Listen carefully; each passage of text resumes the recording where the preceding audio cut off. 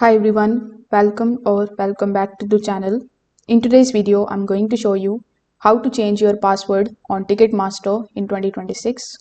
Now, changing your password regularly going to help your account secure, especially if you use the same email for ticket drops, pre-sales and resale activity.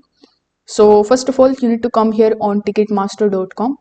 After that, simply log in into your account if you haven't already. Now click on the option of my account on the top right hand corner. Then click on the option of my profile. Over here, click on the option of profile details.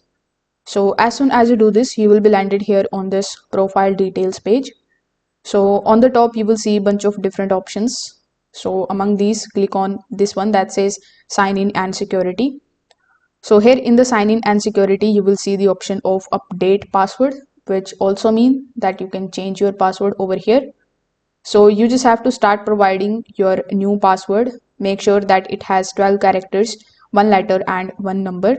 So after providing your new password, simply click on the option of update password.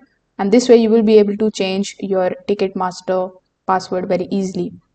So if this video helped you out, make sure that you like this video and subscribe to the channel. Thanks for watching.